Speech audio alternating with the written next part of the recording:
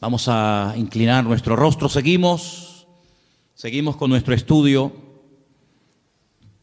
sobre las obras. También tenemos que tocar, por supuesto, el tema de la fe, porque van de la mano una cosa y otra. Hemos dicho ya varias ocasiones que la fe sin obras es muerta. Y por eso en esta tarde te pedimos, Señor, una vez más sabiduría para que en nuestra vida no solamente tengamos una fe genuina y una fe auténtica y una fe robusta y madura, sino que también esa fe pueda producir obras, Señor, acciones, frutos que te glorifiquen a ti.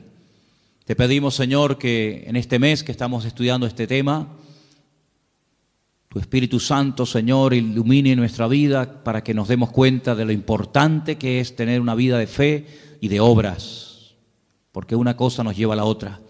Y dirige este estudio, la presentación de tu palabra, que sea de provecho para todos y cada uno de nosotros, Padre. Te damos gracias por todo en el nombre de Jesús. Amén. Y amén. Nos quedamos el día domingo, nos quedamos en las definiciones de lo que es la fe. Y yo dije que la palabra certeza y la palabra convicción, estos dos sustantivos, casi podríamos decir que son sinónimos. Pusimos la definición. Y una de las cosas que dijimos es que estas palabras en griego es muy difícil con un término en español captar toda la profundidad y captar realmente todo lo que significan. Dijimos que una de esas palabras, la palabra certeza concretamente, tiene que ver con el hecho de poder plasmar en hechos tangibles, visibles, las palabras que salen por nuestra boca o la creencia que tenemos en nuestro corazón. Permítame ponerles un ejemplo. Si ustedes han leído y estudiado detenidamente el capítulo 11 de Hebreos, se van a dar cuenta de que a raíz o a continuación de la definición, se nos habla de la creación del universo, ¿verdad? En Hebreos capítulo 11 estamos. Dice que por la fe podemos llegar a entender cómo fue creado, ordenado y diseñado el universo, ¿verdad? Y uno dice, bueno, no hubieron testigos el día que Dios creó, no había un grupo de personas que pudieron dar fe de que efectivamente así fue como se creó la tierra, el sol, la luna, las estrellas, etcétera. Pero hay un documento oficial, que es la Biblia, que atestigua de que así fue. Pero claro, hermanos, la Biblia son palabras, es la palabra de Dios, ya lo sé. Pero ¿qué es lo que le da la credibilidad a lo que la Biblia dice? Pues los resultados que produce la misma, ¿vale? Es decir, en la Biblia encontramos a Dios como creador, encontramos a Dios como juez, encontramos a Dios bajo la esencia del amor, encontramos a Dios como Padre. Son declaraciones, pero esas declaraciones de alguna manera u otra hay que demostrarlas. Si nuestro Dios es un Dios creador, sí, pero no ha creado nada. Entonces, no. Nuestro Dios ha creado y las obras que Dios ha hecho avalan las palabras. Amén, hermanos. El mismo Señor Jesucristo dice, si ustedes no quieren creer a mis palabras, tienen que creer a las obras que yo hago. Y añade, porque las obras que yo hago dan testimonio de que el Padre me avala, de que el Padre está conmigo. Imagínense que el Señor Jesucristo en una ocasión hizo una declaración tremenda, todos la conocemos. Yo soy la resurrección y la vida. El que cree en mí, aunque esté muerto, vivirá. Hermanos, con todos mis respetos, eso lo puede decir cualquiera. Son palabras tremendas, pero ahora hay que demostrarlo. Cuando el Señor resucitaba a los muertos, pues efectivamente demostraba que Él tiene el poder sobre la muerte porque Él es la resurrección y la vida. Cuando el Señor hacía cualquier declaración, las obras, los milagros, las señales, los prodigios que hacían, avalaban las palabras que pronunciaba. Es decir, si las obras, la creación del universo le da credibilidad a la palabra de Dios, si las obras, milagros y acciones de Cristo le daban credibilidad a sus palabras, a su ministerio, en nuestro caso es exactamente igual. Usted puede hablar todo lo que usted quiera, pero son nuestras acciones Nuestras obras lo que avalan y respaldan nuestra fe. En ningún momento en Hebreos capítulo 11 usted va a encontrar expresiones como esta que le voy a mencionar ahora. Por la fe Abraham no hizo nada. Por la fe Enoc no hizo nada. Por la fe Noé no hizo nada. No tendría ningún sentido. Sino que por la fe hicieron cosas, dijeron cosas, etcétera, etcétera. Por lo tanto, las obras es lo que avalan la fe que decimos tener. Si no hay obras, si no hay frutos, si no hay resultado, pues nuestra vida es un montón de buenas intenciones y de buenas palabras, pero que nunca se materializan, nunca se hacen realidad. Por eso Santiago es muy claro en esto y dice claramente que una fe sin obras pues está muerta, no sirve absolutamente para nada. La otra palabra que vimos, la palabra convicción, tiene que ver también con una amonestación o una reprensión que le hacemos al mundo natural aplicando los principios del mundo espiritual o del reino de Dios. Hay una parte en el Padre Nuestro que dice, venga tu reino. Venga tu reino a nosotros, ¿verdad? Hágase tu voluntad, así en el cielo como en la tierra. Eso es una petición. No todo el Padre Nuestro es una oración de pedir y pedir, pero hay peticiones en el Padre Nuestro muy interesantes. Una de ellas la que le acabo de mencionar ahora. Venga tu reino, es decir, que lo que tú quieres que se produzca en el mundo natural a través de nuestra vida, de la fe, de la oración, etcétera, se produzcan cambios. Pusimos el ejemplo de Jesús cuando atraviesa el mar en tempestad. Él sabía, porque él era la palabra viviente, que él no moriría ahogado, sino que él moriría crucificado. Por lo tanto, si él sabía perfectamente que no iba a morir ahogado, como temieron los discípulos morir, él lo que hace es que cambia aquella circunstancia adversa y cambia la tempestad en bonanza. Como diciendo, esto no es lo que tiene que ocurrir. Por lo tanto, si esto no es lo que tiene que ocurrir, cambiémoslo entonces, ¿verdad? Porque el Señor nos ha dado la capacidad y el poder, a través de la fe, del nombre de Cristo, de su palabra, etcétera, etcétera, de cambiar ciertas y determinadas situaciones que Él, si estuviera en nuestro caso, también las cambiaría. ¿Me explico? Vamos a leer un versículo muy interesante para que nos demos cuenta una vez más, como traté de compartir el domingo, que tenemos que tener una percepción, una lectura, llámelo discernimiento espiritual, más amplio de lo que aparentemente parece que está pasando. El versículo está en Juan, capítulo 4, versículo 35. Juan, capítulo 4, versículo 35. Presta atención a estas palabras porque tiene que ver con la visita de Jesús a Samaria. Y dice lo siguiente, Juan 4, versículo 35. ¿No decís vosotros, aún faltan 4 meses para que llegue la siega? Alzad vuestros ojos y mirad los campos, porque ya están blancos para la siega. Si ustedes dicen faltan 4 meses para que llegue el tiempo de la siega, y yo les digo que el tiempo de la siega ya ha llegado. Por lo tanto, hay una diferencia entre vuestra opinión y la mía.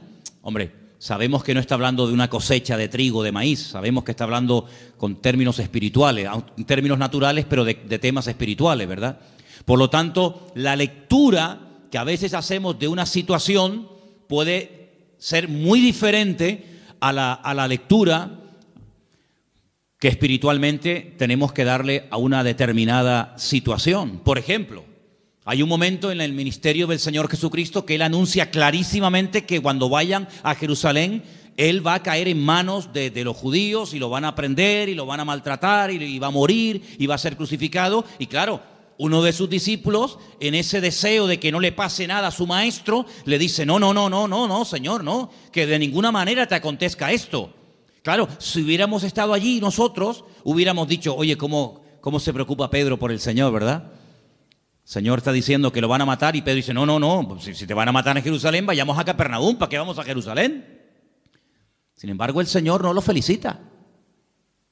El Señor lo reprende. El Señor le dice, apártate de mí, Satanás. Pues, Señor, sí, es que en este momento está hablando el diablo a través de tu boca. Claro, nadie se dio cuenta de aquello, pero el Señor se dio cuenta de que aquellas palabras bonitas, aquellas palabras aparentemente de amor y de compasión por el Señor, porque lo iban a matar y iban a perderlo, pues no eran palabras basadas en el amor, no venían de parte del corazón del Padre, sino que venían del mismísimo infierno. Era el diablo el que no quería que el Señor Jesucristo fuera a Jerusalén a morir, porque Satanás, que conoce muy bien la Escritura, sabía perfectamente que si el Señor moría en la cruz, se le acababa su autoridad. Por lo tanto, el Señor dice, apártate de mí, Satanás. Luego, cuando el apóstol Pedro, o anteriormente, cuando Pedro dice, tú para mí eres el Hijo del Dios viviente, el Señor lo alaba. El Señor le dice, bienaventurado Pedro, muy bien, estupendo. Ahora sí que has hablado bien, ¿ves?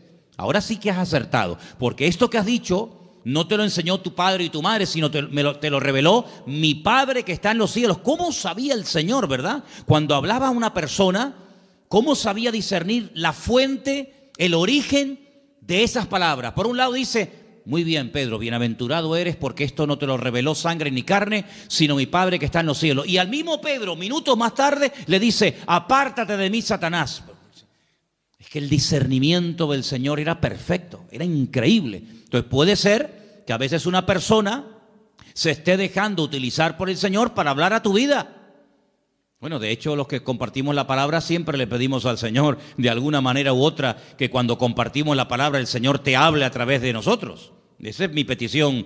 Y yo me alegro mucho cuando termina un culto y te dice la gente, oye, pues hoy el Señor me habló a mí, pero es que resulta que tú no lo sabes, pero a mí me han dicho eso 5 o 6 personas que no tienen nada que ver con tu situación, pero la palabra es tan rica y tan amplia, pues que le habla a todo el mundo, a cada uno en sus circunstancias. Pero no nos engañemos, también puede ser que en un momento determinado lo que hablemos no sea totalmente de parte del Señor. Fíjate tú que el mismo apóstol Pedro tuvo que ser reprendido, ¿no? Por lo tanto, la fe nos sacude, nos amonesta para que nos demos cuenta de que a través de la fe podemos cambiar, debemos cambiar circunstancias y situaciones. Solamente quiero recordarles los 2 ejemplos de los 2 grandes hombres de Dios que hablé de ellos el domingo, David y Elías. Eran 2 personas que se dieron cuenta de que detrás de ese hombre tan grande, tan arrogante, estaba el diablo. Detrás de Goliat no solamente era un ejército de los filisteos, sino que había algo más. Eso es un poder espiritual que está hablando a través de este hombre. Y por otra parte también Elías discernió que ya había llegado el momento de actuar y de confrontar al mundo de las tinieblas con un milagro espectacular que terminaría de una vez para siempre demostrando que Baal era un dios falso y que el Dios de Elías era el Dios verdadero, y todos conocemos la historia, Primera de Reyes 18, en el monte Carmelo. Así que nosotros no andamos por la vista, no andamos por las emociones o por los sentimientos o por lo que oímos o por lo que nos cuentan, sino que dice la Biblia que el justo por la fe vivirá. El texto original, que es un texto del Antiguo Testamento, está en Habacuc, dice que el justo por la fe existirá. Logrará existir. La existencia misma depende de la fe, del conocimiento que tengamos de parte del Señor. Yo dije también el domingo, y quiero repetirlo, que la fe del creyente no es una fe loca, no es una fe ciega, no es una fe disparatada, basada en nada. No. La fe del creyente, la fe genuina, la fe del Señor, en nosotros está basada en el conocimiento y en la experiencia. El conocimiento de Él, el conocimiento de su palabra y la experiencia de Él en todos y en cada uno de nosotros. Así que nos movemos por fe, nos movemos porque, en fin, la fe nos ayuda a movernos. Fíjense, por ejemplo, en Hebreos capítulo 11, vamos a ese capítulo, por favor. Hebreos capítulo 11, rápidamente quiero mostrarles algo muy interesante. Ustedes lo han tenido que leer durante toda esta semana. Pues fíjense que, por ejemplo, el primer personaje que se menciona es el caso de Abel, el hermano de Caín, uno de los hijos de Adán y Eva. Dice en el versículo 4, por la fe ofreció. Se hizo algo. ¿Cómo sabemos que Abel tenía fe, porque ofreció al Señor más excelente sacrificio que su hermano Caín. Luego la fe nos permite ofrecerle, darle al Señor lo que sabemos que tenemos que dar. Cuando no tenemos una fe madura, decimos, hoy, este mes no puedo darle al Señor lo que le corresponde, porque si no, no llego. Pero por la fe dice, yo le doy al Señor lo que le corresponde, porque yo sé que mi Dios no me va a dejar tirado. Pero fíjate el versículo anterior. El versículo anterior dice que por la fe podemos llegar a entender que, bueno, cómo ha sido constituido, formado, diseñado el universo por la palabra de Dios, de modo que lo que se ve fue hecho de lo que no se ve. Es decir, la fe nos permite entender, la ciencia nos permite conocer. Pero no significa que porque conozcas, ya sabes o ya entiendes lo que está ocurriendo. Sin embargo, la fe te ayuda a entender misterios y cosas que Dios ha hecho que hasta el día de hoy los científicos no saben cómo explicarlo. Se vuelven locos, que si esta teoría, que si fue así, que si fue asado, que si millones de años por aquí, millones de años por allá.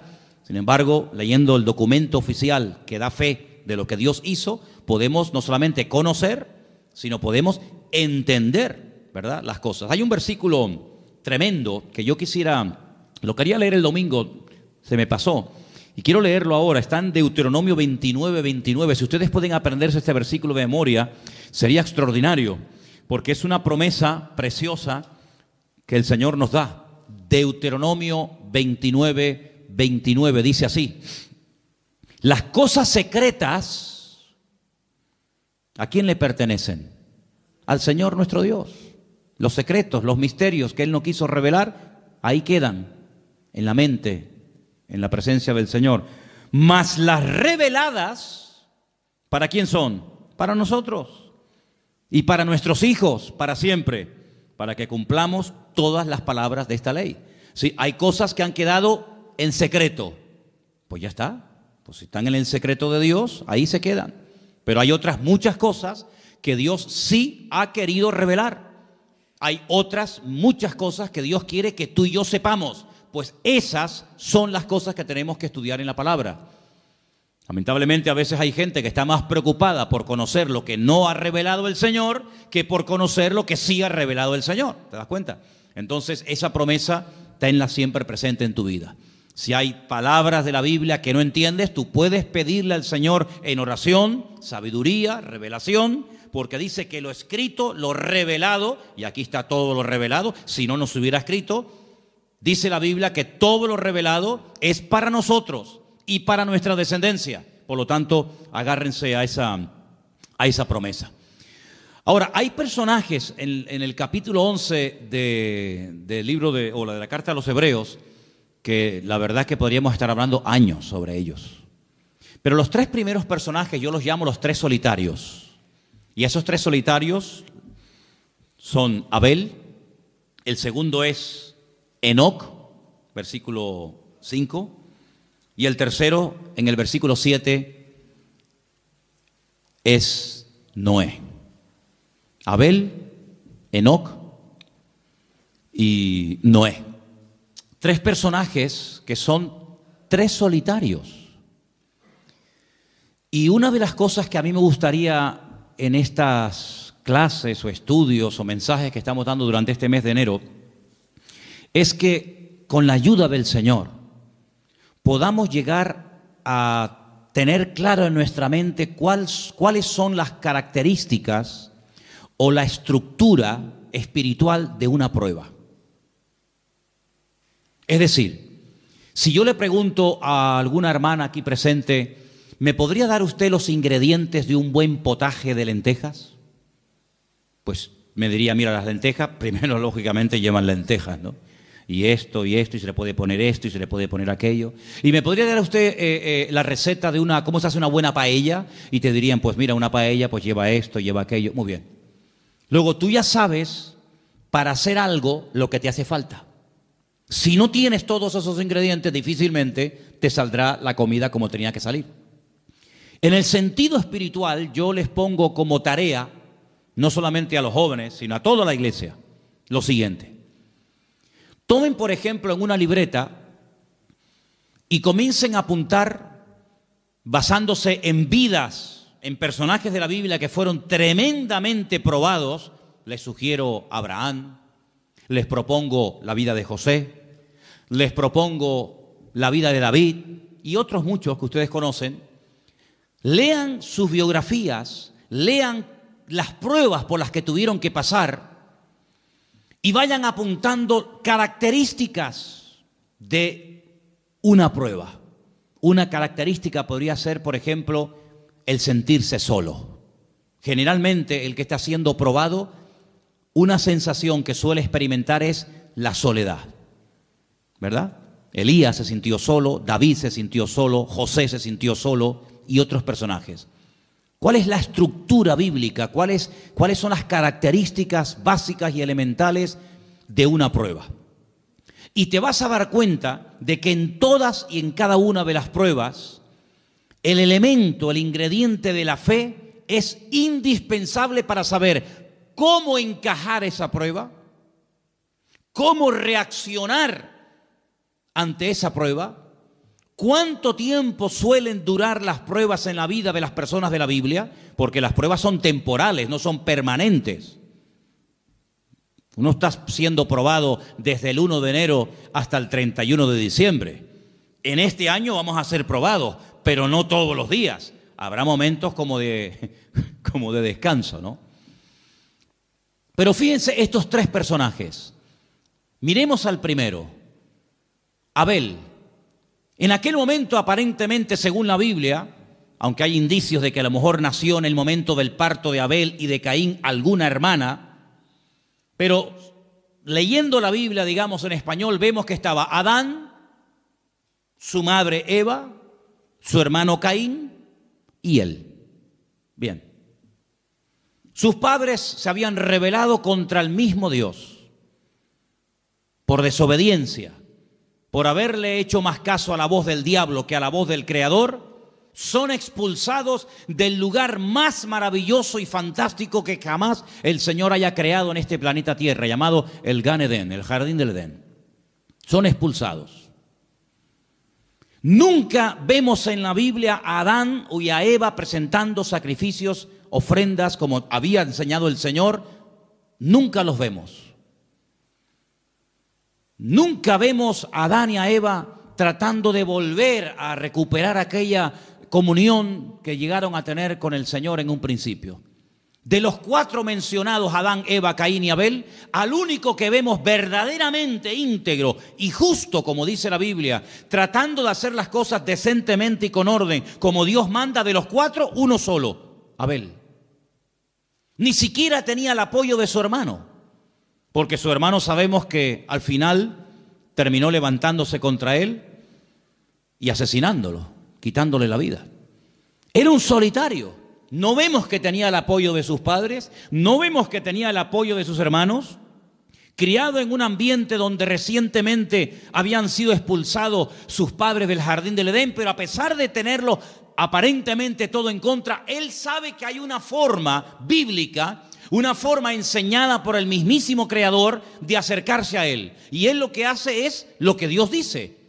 Le trae al Señor una ofrenda que dice que aunque lo terminó matando su hermano, la sangre y la ofrenda de Abel hablaba a su favor. Era como un testigo, no mudo, pero como un testigo delante de la presencia del Señor, hasta el punto que cuando le pregunta el Señor a su hermano Caín, ¿dónde está tu hermano Abel? Y él le responde de una forma irónica o arrogante, ¿soy yo acaso guarda de mi hermano? ¿Yo qué sé? El Señor le dice, la voz de la sangre de tu hermano Abel llega a mi presencia. Es decir, que hay algo que atestiguaba de que esa persona era inocente. Dice la Biblia que era justo, pero sin embargo, a pesar de que era una buena persona, en ningún momento vemos que Dios le habla. Yo no veo a Dios hablándole a Abel. Veo a Dios hablándole a Adán y a Eva, pero a Abel nunca. Sin embargo, veo al Señor hablándole a su hermano Caín, al desobediente, al rebelde, al que presenta una ofrenda incorrecta, le habla, lo amonesta y le dice, si hicieras las cosas bien, ¿no podrías dejar el pecado a la puerta? Como diciendo, ¿no dominarías tú sobre el pecado? Claro, pero es que el problema es que Caín, aunque oyó a Dios audiblemente en varias ocasiones, no cambió. Porque una de las cosas que dijimos el domingo, que no hay ninguna garantía de que yo conozca la verdad y actúe en obediencia a esa verdad. Es más, hay gente que sabe que algo le puede estar haciendo daño o lo está matando y aún así siguen haciéndolo. Y tenemos infinidad de ejemplos, tanto en la Biblia como fuera de la Biblia, como hoy en día. Conocemos a personas que incluso han entendido el Evangelio y le han dado las espaldas a Dios y no han querido obedecer la palabra. Luego, el conocimiento es importante, pero cuidado, el conocimiento puede ser la mayor bendición para tu vida o puede ser la peor tragedia, en el sentido de que el conocimiento te da vida o te mata. Porque ahora sabes y ahora no hay excusa. Como dice Pablo a los romanos, hablándole a los judíos en la carta a los romanos, dice, no tienes excusa. No tienes excusa porque tú sabes, tú conoces desde niño la palabra del Señor, pero no la pones en práctica en tu vida. ¿Te das cuenta? Por lo tanto, Abel es mencionado porque es una persona que la fe que tuvo le ayudó a obedecer, le ayudó a desprenderse de algo que a lo mejor humanamente hablando le hacía falta, pero que como él sabe qué es lo que Dios espera de él lo hace. Luego, la fe nos permite entender los misterios de Dios, la creación de Dios, la obra de Dios. La fe nos permite ofrecerle a Dios, darle al Señor lo que le corresponde. Pero fijaros que, por ejemplo, en el caso de Enoc, que ya es la séptima generación, ¿vale? Enoc vivió en la séptima generación después de Adán y Eva. Era un hombre, si ustedes leen su vida, lo poquito que nos dice la Biblia de Enoc, dice que era un hombre que tuvo hijos e hijas. Un hombre que llevaba aparentemente una vida normal, un hombre casado. Repito, con hijos y con hijas. Pero lo importante que destaca la Biblia de Enoc no es que estaba casado y que era padre, sino dice aquí en el versículo 5, por la fe Enoc fue traspuesto para no ver muerte y no fue hallado porque lo traspuso Dios, y antes de que fuese traspuesto tuvo testimonio de haber agradado a Dios. Eso es lo que destaca la Biblia de la vida de Enoc.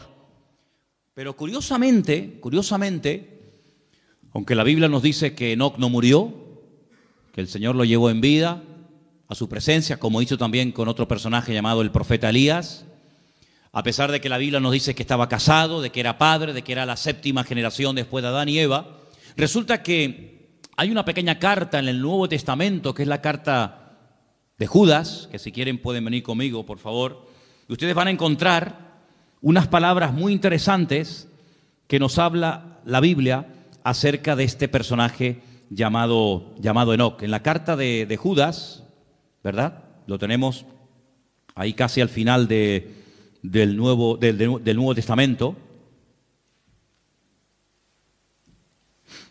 ¿Lo tienen, hermanos? Ok. Tenemos en el versículo 14. De estos también profetizó Enoc. Luego era un profeta. Pero Génesis no dice que era un profeta. Génesis no dice que profetizara.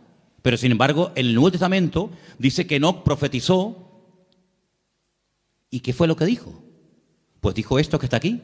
He aquí, vino el Señor con sus santas decenas de millares para hacer juicio contra todos y dejar convictos a todos los impíos de todas sus obras impías que han hecho impíamente y de todas las cosas duras que los pecadores impíos han hablado contra él.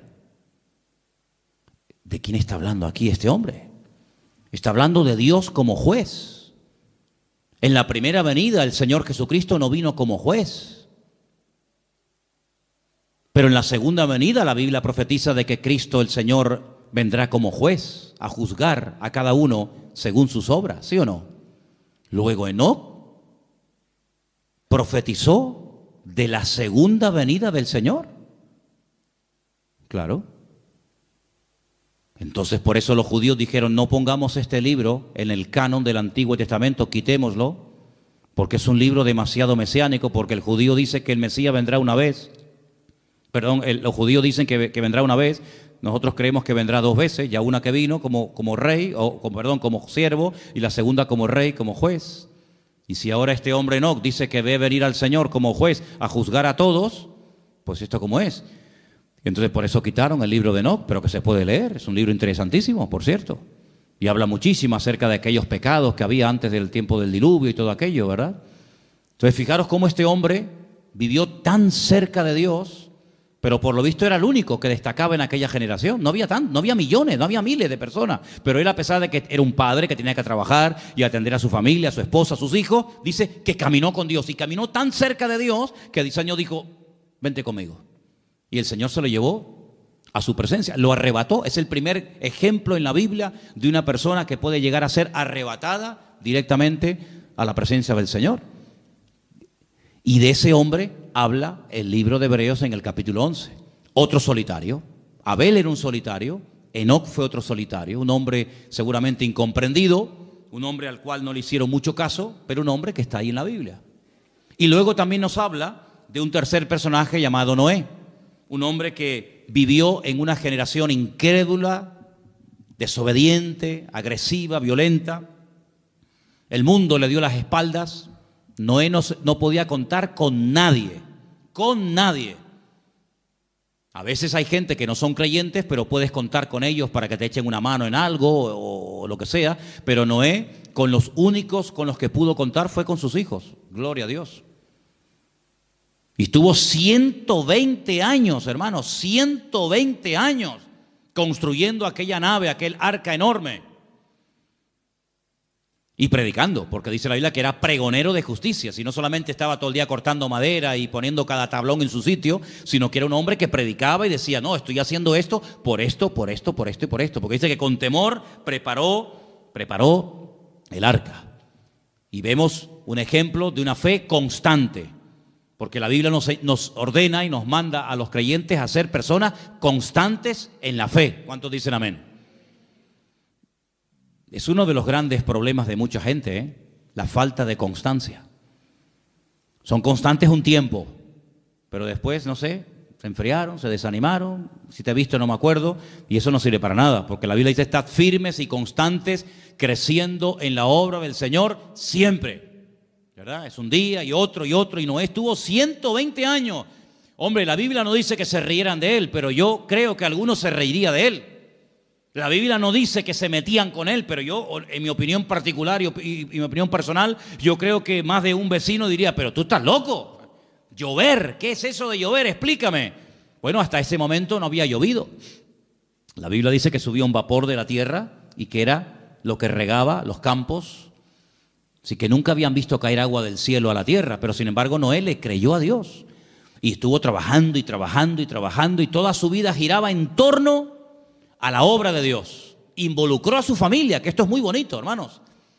Los que somos padres, y ahora el mes que viene hablaremos de esto, es muy importante que oremos por nuestros hijos para que no solamente se conviertan, sino que logremos que las familias están involucradas todos los miembros de la familia en la obra del Señor. ¿Habrá mayor privilegio para un padre que ver a sus hijos involucrados en la obra del Señor? Puede ser que uno esté en la música, otro esté en la danza, otro esté en la escuela dominical, otro esté sirviendo al Señor a tiempo completo, pero me da igual. Pero lo hermoso y lo que debemos de orar es para que todas las familias, los miembros de la familia, estén todos involucrados en la obra del Señor, como Sem, Can y Jafet, hijos de Noé, aprendieron a apoyar a su padre y sobre todo en la obra que su padre hacía, que era la obra del Señor. Amén, hermanos.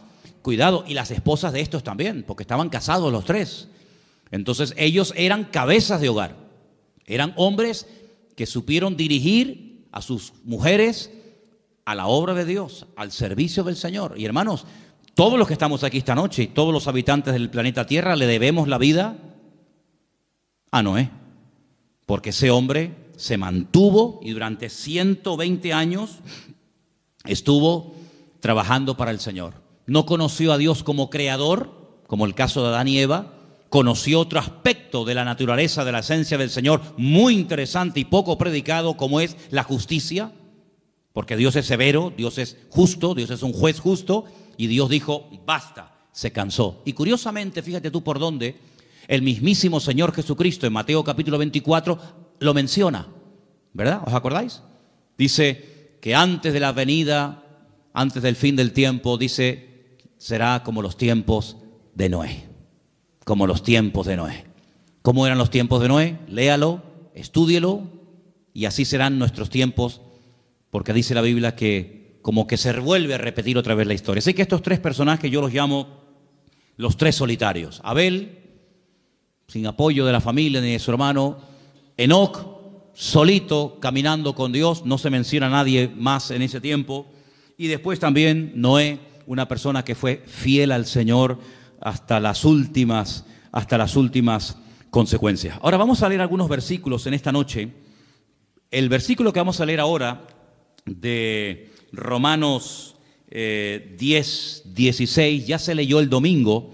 A mí me gustaría que algún hermano entre nosotros, que yo le había pedido a Priscila que me leyera estos versículos, pero... perdón, yo es que te estaba buscando, pero como no te veía... Ok, perdón.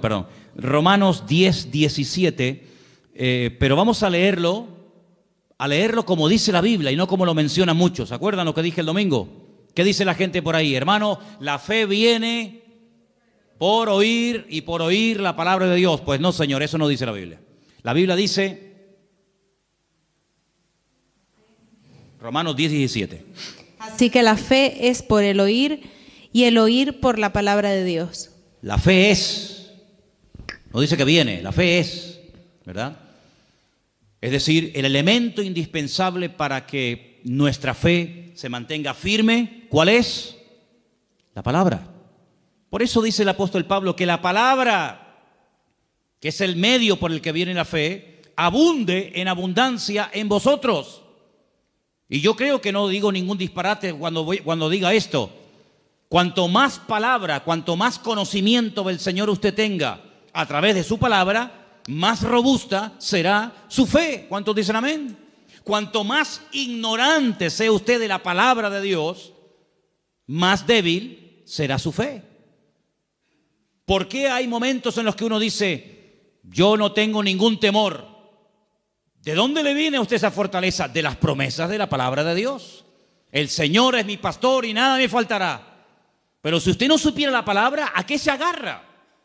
Luego, nosotros no hemos tenido un contacto directo y personal, por ejemplo, como tuvieron los discípulos con el Señor Jesucristo. Ya nos hubiera gustado a nosotros, digo yo, haber estado debajo de una higuera o de una palmera o en la barca o en una montaña escuchando predicar y enseñar al Señor. Si yo les preguntara esta tarde, ¿a ustedes a quién les gustaría que estuviera predicando debajo de una palmera? ¿Manolo Sierra o el Señor Jesucristo? Hombre, claro, ya me contará, por supuesto, pero no tuvimos ese privilegio. Ellos sí lo tuvieron. De hecho, el Señor lo dice. Cosas que los profetas y reyes desearon ver y oír, y no vieron ni oyeron. Ustedes tienen ese privilegio. Pero a nosotros nos ha llegado el conocimiento de la palabra por transmisión, de generación en generación. ¿Cuántas generaciones calculamos el domingo que habían pasado desde Cristo hasta nosotros hoy en día? Unas 50 generaciones. 50 generaciones. Calculemos que cada generación es aproximadamente 40 años. Pues bueno, 50 por 4, ¿cuánto es? Pues eso.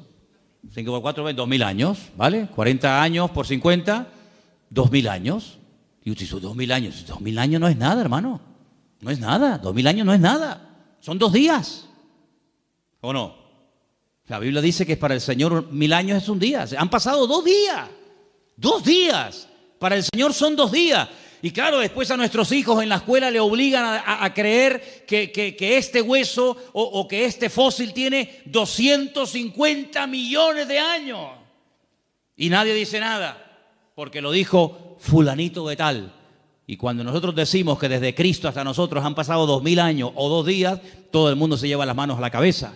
Pero hermanos, es la pura realidad. Yo llegué a conocer a mis bisabuelos. No sé si alguien aquí llegó a conocer a su bisabuelo o a su tatarabuelo. Yo conocí a mi bisabuelo y a mi bisabuela perfectamente y hablé con ellos y como si fueran mis abuelos. Y eran los padres de mi abuelo, que murió con 106 años, imagínese usted. Y uno dice, bueno, pues conocí a mi padre, conocí a mi abuelo y conocí a mi bisabuelo. Ya conocí 3 generaciones hacia atrás. Más yo 4, ya somos 4 generaciones. Así que no hay tantas generaciones desde los tiempos de Cristo hasta hoy en día. Y además tenemos la gran ventaja de que esas 50 generaciones han dejado mucho legado histórico. No son 50 generaciones que hay un vacío que uno dice, bueno, pero ¿dónde está? No, un vacío, de vacío nada. Hay mucha información en la arqueología, en la literatura, en la pintura, en el arte, en tantas y tantas ciencias que nos permiten conocer, pero con muchos detalles. Bueno, y ahora cuando vayamos, Dios mediante, dentro de unos días a Israel, pues vamos a estar pisando las mismas calles que esa gente pisaba, ¿verdad? Y probando las mismas comidas que se comían hace 2000 años, y respirando el mismo ambiente y bañándonos en el mismo agua y conociendo prácticamente la misma cultura de hace 2000 años. Porque en esas zonas de la tierra parece como que el tiempo se ha detenido, ¿no? Parece como que el tiempo va más despacio. Entonces, queridos hermanos, cuando uno lee los escribas y los fariseos, entonces ya esa gente no existe. ¿Cómo que no? ¿Quién dijo que no? Hay miles de escribas y de fariseos en Israel y ustedes lo van a conocer personalmente. Y van a ver cómo hay tanta documentación que nuestra fe no está basada en mitos, en leyendas, que vete tú a saber si eso es verdad, sino están basadas en hechos concretos y en hechos puntuales, ¿verdad? Entonces la fe se alimenta por la palabra y por la palabra de Dios. Ahora, hay un versículo en Romanos 1:20, vamos a leerlo, por favor, Priscila, Romanos 1:20, que lo podemos juntar con ese de Hebreos 11:3. ¿Qué dice Romanos 1:20, por favor? Porque las cosas invisibles de Él, su eterno poder y deidad, se hacen claramente visibles desde la creación del mundo, siendo entendidas por medio de las cosas hechas, de modo que no tienen excusa. Analicemos este texto. Las cosas invisibles de Él. Cuando dice de Él, ¿a quién se refiere? A Dios. Porque las cosas invisibles de Dios, y ahora pone ejemplos, su eterno poder y su deidad. ¿Qué es deidad? El hecho de que Él es Dios, la esencia de Dios. Ok. Entonces su eterno poder y su esencia divina, dice, se hacen claramente visibles. ¿Cómo?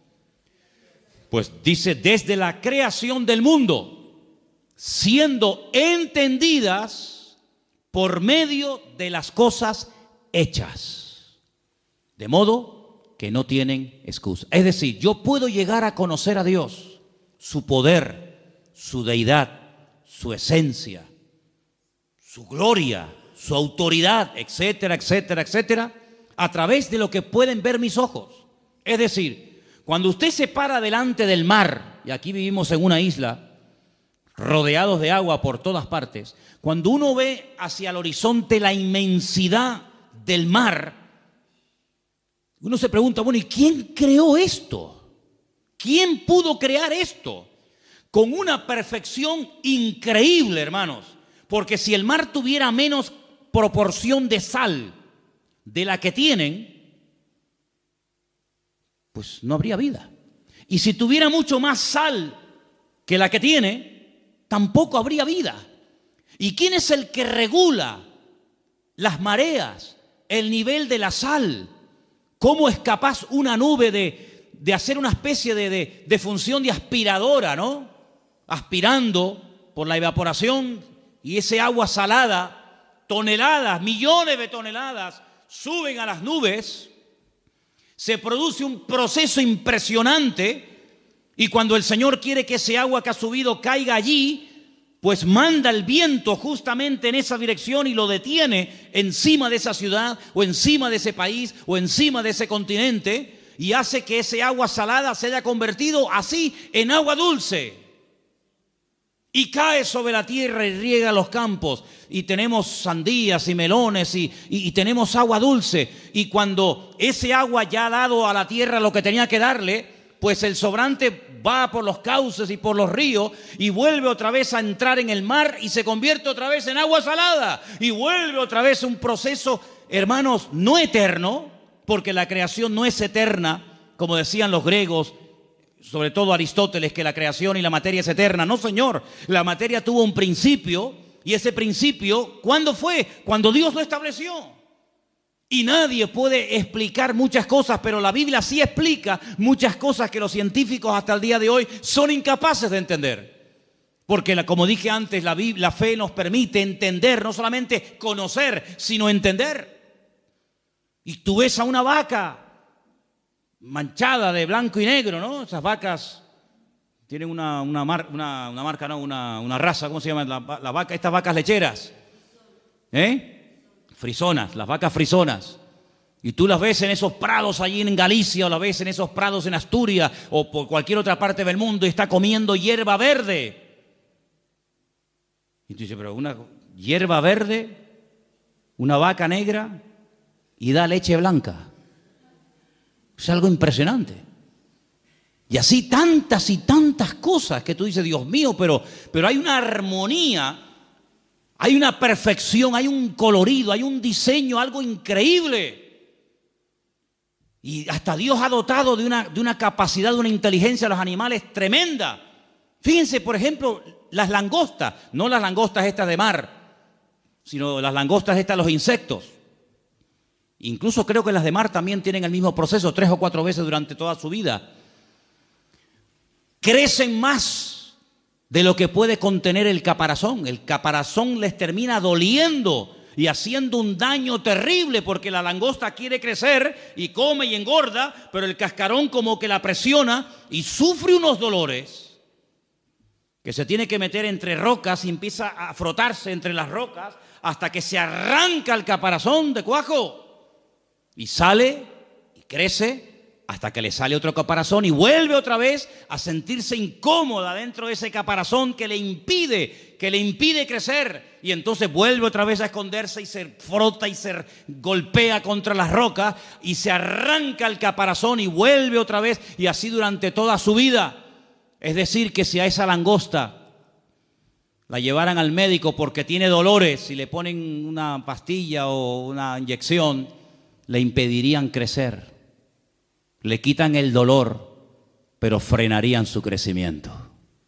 Luego el dolor es lo que hace que se desprenda de lo que le oprime para que pueda seguir creciendo. Es decir, el Señor en nuestra vida a veces nos presiona y nos prueba para que entremos en su presencia y Él nos quite lo que nos oprime el crecimiento para que podamos seguir creciendo y avanzando para la gloria del Señor. ¿No es sabio el Señor? ¿No es sabio el Señor? Y hay gente que cuando ve una abeja parece que han visto un dinosaurio y salen corriendo. Pues la vida en el planeta Tierra sin las abejas sería totalmente imposible. No habría vida sin abejas. ¿Qué te parece, amigo? Son cosas que uno dice, Dios mío, hay una perfección. Y es que la creación es un reflejo del poder de Dios, de la deidad de Dios. ¿Quién es el que hace que el sol siempre salga por el mismo sitio y se vuelva a ocultar por el mismo sitio, año tras año, siglo tras siglo, milenio tras milenio? Es algo increíble, ¿verdad? Y cómo son la naturaleza, hay frutos para el verano, hay frutos para el invierno, hay frutos para esto, hay frutos para aquello. Si una perfección absoluta, dice que viendo todo eso, que es lo visible, son las obras visibles del Dios invisible, llegamos a la conclusión de que tiene que existir una mente y es la mente y la presencia de nuestro Dios. ¿Cuántos dicen amén? Pero el hombre es tan bruto, tan cerrado de mollera que no quiere aceptar que hay un creador. Mira, hay gente atea que no tiene problema en aceptar y en admitir que hubo una persona llamada Jesucristo. No tiene ningún problema, porque sería una barbaridad no querer reconocer que hubo un personaje en la historia llamado Jesucristo. Pero ese mismo ateo, cuando le hablas de que ese Jesucristo antes de humanarse, antes de encarnarse, era Dios en la eternidad, ahí no quieren llegar. ¿Por qué? Porque aceptar que hay un creador significa que hay un dueño. Y aceptar que hay un creador y un dueño significa de que yo soy producto de su creación y tengo que someterme al creador y al dueño de la creación. Y ahí no llegan, amigos. Entonces prefieren darle la gloria a cualquier otra teoría, prefieren aceptar cualquier otra opinión, por disparatada que sea, antes de reconocer que hubo un Dios que puso un orden y un diseño y cada cosa en su sitio, y a través de lo visible podemos entender que Dios es un Dios real y poderoso. ¿Cuántos dicen amén? Entonces, sin fe es imposible agradar a Dios. Porque dice que el que se acerca a Él o el que quiere comenzar a entender las cosas, lo primero que tiene que entender y aceptar es que hay un Dios creador.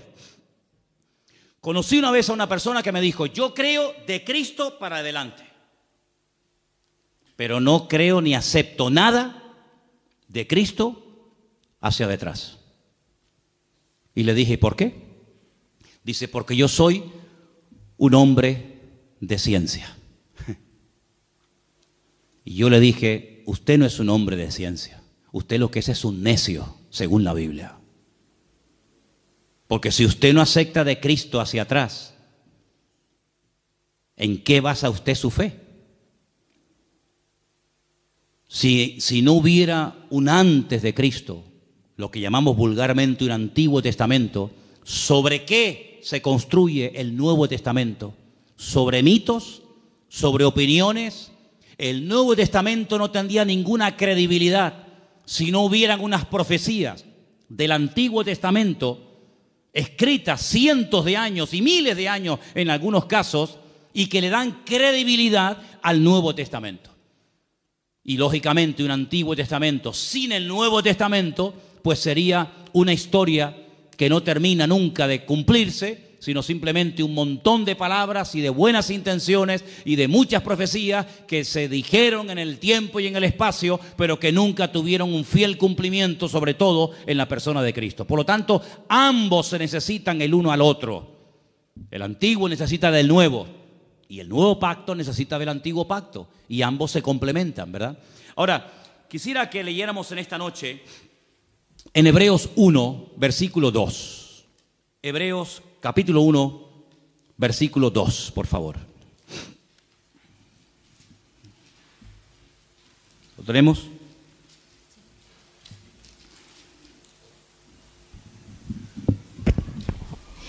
En estos postreros días nos ha hablado por el Hijo, a quien constituyó heredero de todo, y por quien asimismo hizo el universo. En estos postreros días. ¿En qué postreros días? ¿En los que se escribió Hebreos o en estos? Porque hoy en día estamos más en los postreros días que hace 2000 años cuando se escribió la carta a los hebreos, ¿sí o no? Si en aquellos tiempos ya se estaba hablando de los postreros días, imagínense nosotros hoy en día. En estos últimos días nos ha hablado por el Hijo, a quien constituyó heredero de todo. ¿Quién lo constituyó heredero de todo? El Padre. Bien. Y por quien asimismo hizo el universo. ¿Quién hizo el universo? ¿Dios o Jesucristo?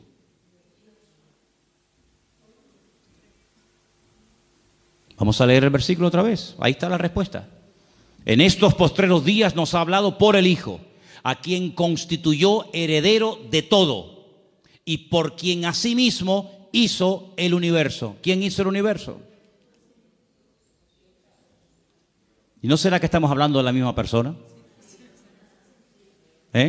¿No será que estamos hablando de la misma persona? Jesucristo, ¿cuándo comenzó a existir? A existir.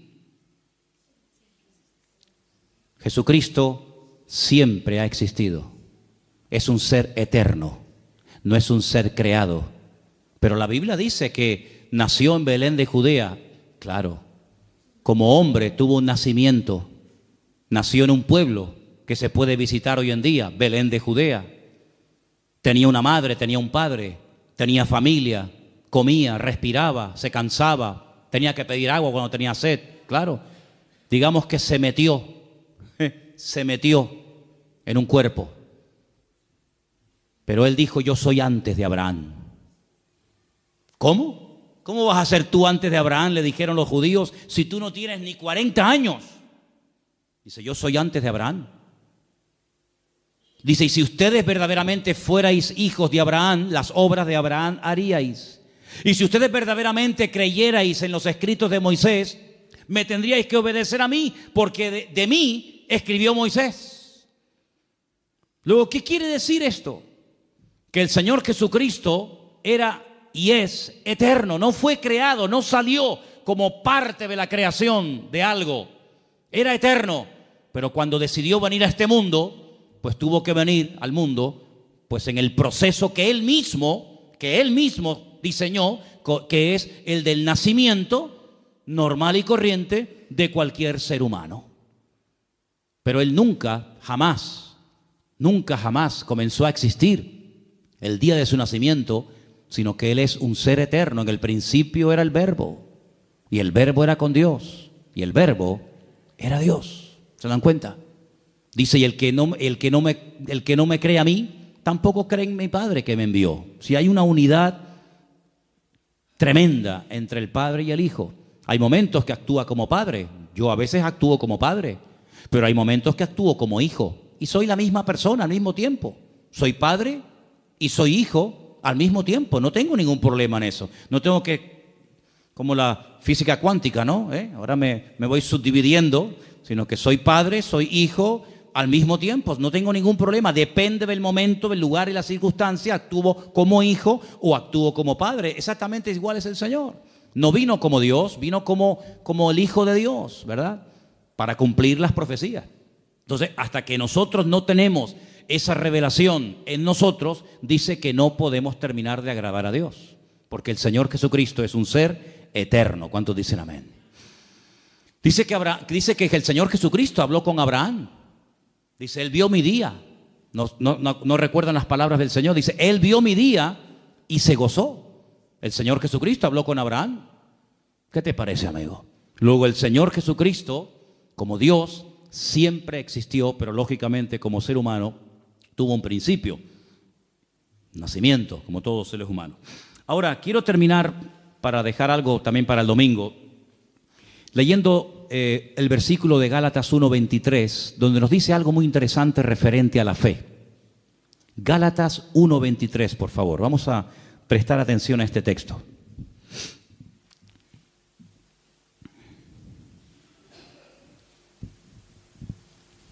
Y dice: solamente oían decir, aquel que en otro tiempo nos perseguía, ahora predica la fe que en otro tiempo asolaba. Dice que Pablo predicaba la fe que antaño perseguía.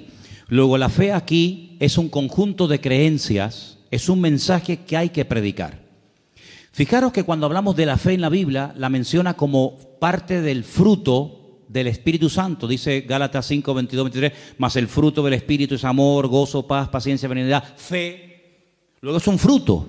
Un fruto es algo que va madurando con el paso del tiempo. Y menciona la fe como una de las características, como parte del fruto que produce el Espíritu de Dios en nosotros. Luego, en nuestra vida, aunque sea como fruto, la fe se tiene que notar. Pero fíjate que después, por ejemplo, cuando llegamos a la lista de 1 Corintios capítulo 12, donde se mencionan 9 dones, uno de los dones que se mencionan ahí es el don de la fe. Luego, ¿qué es? ¿Un fruto o es un don? Bueno, a veces es un fruto y otras veces es un don. Pero fíjate que Efesios 2, 8 y 9 dice, por gracia sois salvos por medio de la fe. Y esto no de vosotros, pues es don de Dios. Hay 3 cosas diferentes en cuanto a la fe: fruto, don y como medio para obtener la salvación por la gracia.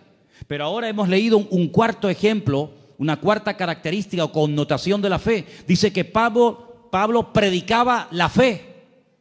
No estaba predicando de un don, no estaba hablando de la fe como un fruto, sino predicaba la fe. Luego, la fe es un conjunto de creencias. Son las dogmas, los principios elementales en los cuales nosotros creemos. Son los dogmas de nuestra fe. Uno de los dogmas de fe nuestro dice que nosotros creemos en la inspiración de las Sagradas Escrituras como palabra de Dios. Uno de los dogmas de fe es que creemos en la obra expiatoria de Cristo en la cruz del Calvario. Es decir, hay unos dogmas de fe y Pablo dice que les predicaba de la fe. Es decir, les predicaba de lo que uno cree. ¿Por qué hay creyentes que se preocupan más en predicar y en compartir con la gente, llamamos inconversa, de lo que no creen que de lo que verdaderamente creen? Hay creyentes que a veces se pegan horas hablando con inconversos y no paran de hablarle de lo que no creen. Mira, nosotros no creemos en esto, no creemos en no sé qué, nosotros no, no, en eso no creemos, no, eso no lo creemos. Termina la conversación, la persona con la que has estado hablando y tomando café toda la santa tarde ya sabe en lo que no creen. Hasta mañana, adiós. Y la señora dice, ¿y en qué cree? Porque si no cree en el Papa, no cree en no sé qué, no cree en no fue canto, no cree en no tal, no cree en cuál, no cree.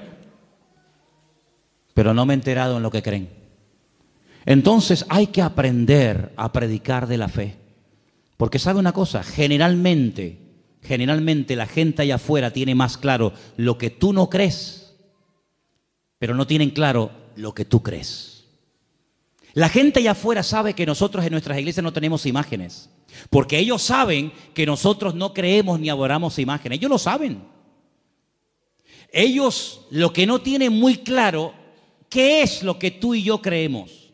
Y es ahí donde entra este versículo muy interesante que dice que Pablo les predicaba de la fe, y eso es de lo que tenemos que predicar. Nosotros creemos que Jesucristo murió por nosotros en la cruz, que sin la muerte de Cristo no hay salvación. Nosotros creemos en el cielo, creemos en el infierno, nosotros creemos en la resurrección de Cristo. Así, vamos a predicar más de lo que creemos, porque el diablo a veces es muy astuto y nos pone a gente en el camino que lo que quieren es hacernos perder el tiempo, confesando lo que no creemos. Pero ¿saben dónde está la fuerza, la autoridad y la victoria que revienta el mundo espiritual? En predicar lo que creemos. Porque el diablo no quiere que prediquemos en lo que creemos. El diablo no tiene ningún problema en decir, yo no creo en las imágenes y por eso no las adoro. Eso al diablo no le hace daño. ¿Saben lo que le hace daño? Cuando yo digo, yo creo en el poder de la sangre de Jesucristo, yo creo en el poder del nombre de Jesucristo que venció al diablo y lo derrotó y no tiene ninguna autoridad. Yo creo que mi Señor es el Rey de Reyes y Señor de los Señores. Hermano, el diablo ante eso sale corriendo. No soporta oír a una iglesia y a un creyente que hable de lo que cree y no tanto de lo que no cree. Por eso la fe tiene que ser predicada y compartida. Pablo le decía no solamente a los Gálatas, ¿no?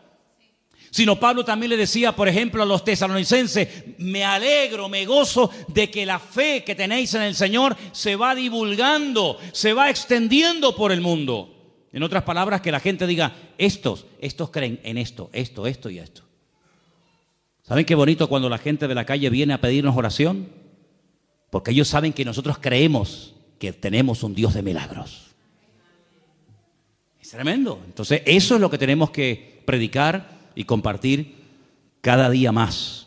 Todos los personajes, los 18 personajes, creo que ya los han contado, los 18 personajes de Hebreos capítulo 11, todos pusieron su confianza en Dios, se agarraron a las promesas del Señor y fueron fieles hasta la muerte por esa fe y por ese conocimiento que habían adquirido.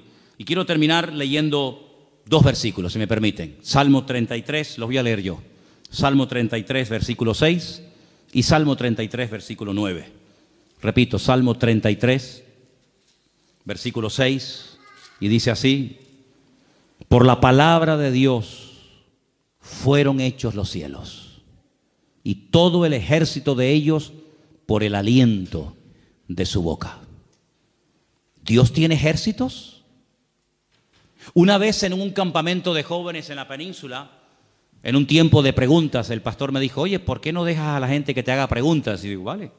Y un chico se levantó y me dice, es que yo no termino de entender por qué a Dios se le llama el Dios de los ejércitos. Y yo le dije, es que Dios no es un pacifista. A Dios le encanta la guerra. Y se quedó así como asustado, ¿no?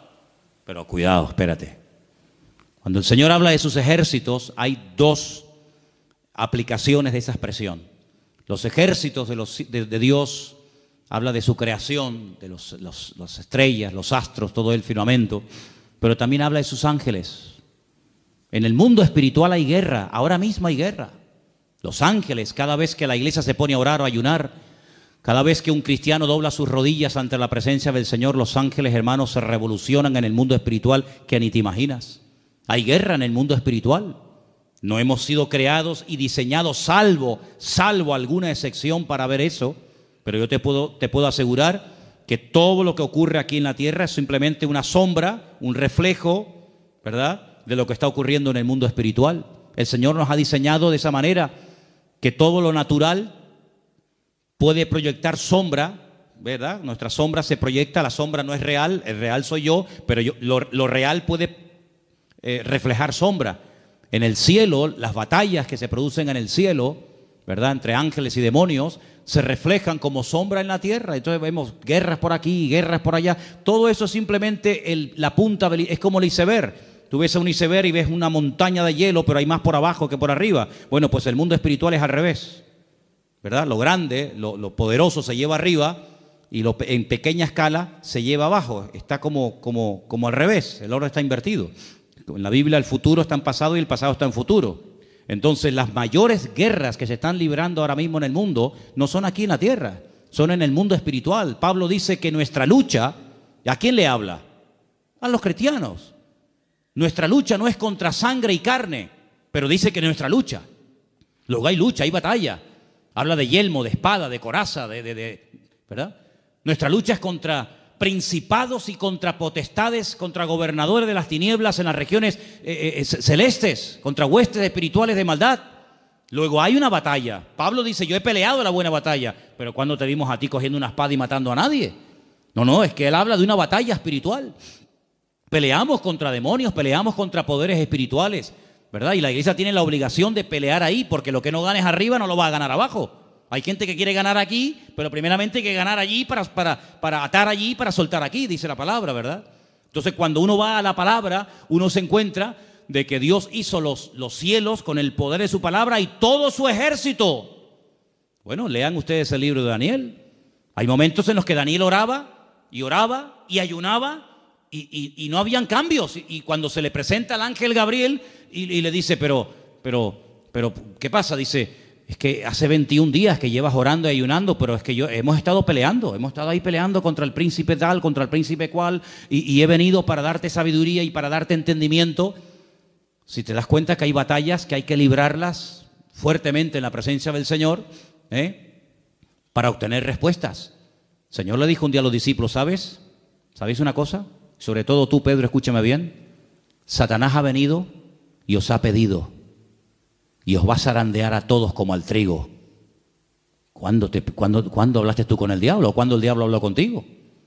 ¿Cuándo pasó eso? Que ustedes no se enteran. Ustedes no ven eso. Pero es que el diablo os va a zarandear como al trigo. Porque el Señor sabía.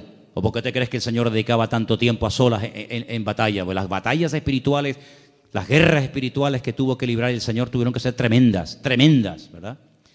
Entonces, hermanos, vemos que el Señor creó los cielos, la tierra, pero también el ejército de Dios. Y el versículo 9 dice, porque Él dijo y fue hecho. Él mandó y existió. Repito, ese versículo 9 es tremendo. Él dijo y fue hecho. Y si no hubiera dicho, pues no se hubiera hecho. ¿Cuándo se produjo el cambio? Cuando Él dijo, automáticamente se produjo. Él mandó y existió. Luego, hermanos, aquí tenemos en nuestras manos algo tremendamente poderoso que hay que saber manejarlo. Tenemos un poder impresionante que es el poder de la fe, pero que no va a producir cambios a menos que salga por nuestra boca y por nuestras acciones el poder que tiene la fe. Eso es como si usted tiene una escopeta o un rifle, pero no tiene munición. No produce ningún problema. Usted tiene que apretar el gatillo para que salga el cartucho y para que haga lo que quiere que usted haga. Exactamente es igual. Hay un poder, hay una capacidad, hay una autoridad que el Señor ha puesto en nosotros. Es una dinamita, es un poder tremendo que Dios ha puesto en nosotros, Pero cuando actuamos en fe, cuando declaramos palabra de fe, cuando nuestras acciones avalan nuestras palabras y nuestras palabras nos llevan a la acción, hermano, eso es una combinación increíble, es algo tremendo. Por eso es muy importante que si usted en un momento determinado no sabe cómo orar, dígale al Espíritu Santo, dígale al Señor, ora a través de mi boca. Porque dice que el Espíritu puede llegar a orar con nosotros y por medio de nosotros, porque Él conoce cuál es la voluntad del Padre. Hay gente que en este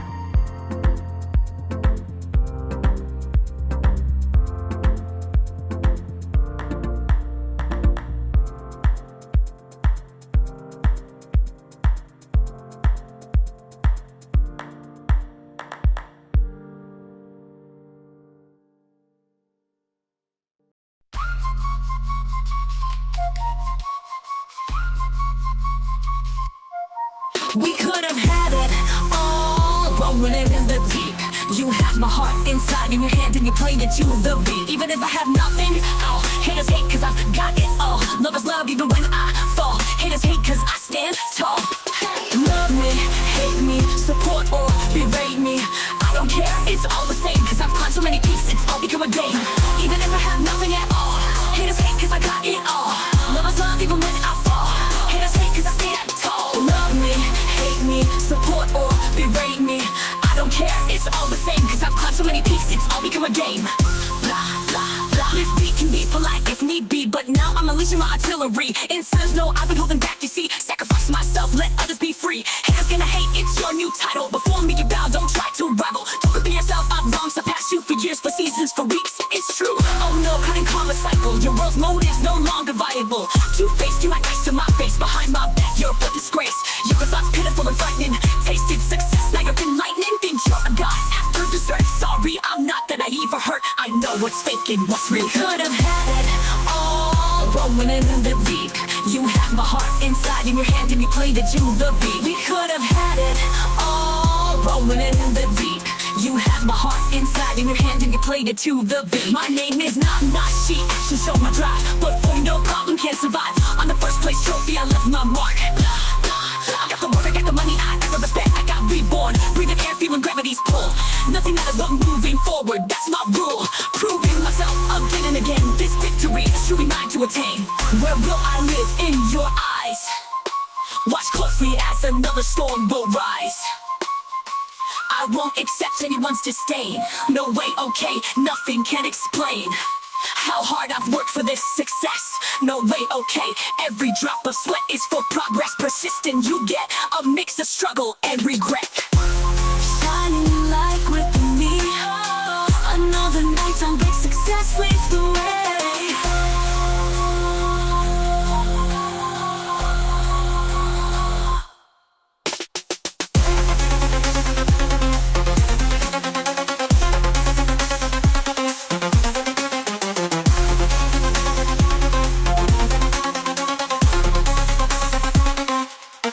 We could have had it all, rolling it in the deep. You had my heart inside in your hand and you played it to the beat. We could have had it all, rolling it in the deep. You had my heart inside in your hand and you played it to the beat.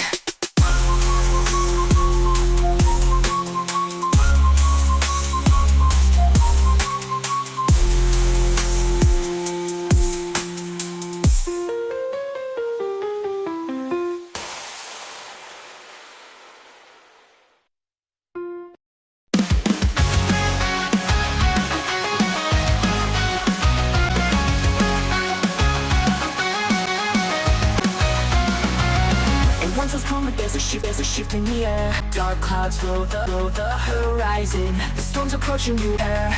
See the lightning strike one. Feel like a hurricane. Go seek shelter from the storm. No princess of the purple rain. To me again. Swirl, you whirling like a tornado. Watch out for my path of destruction. The warning goes away when I go. So listen up, man. It's the production.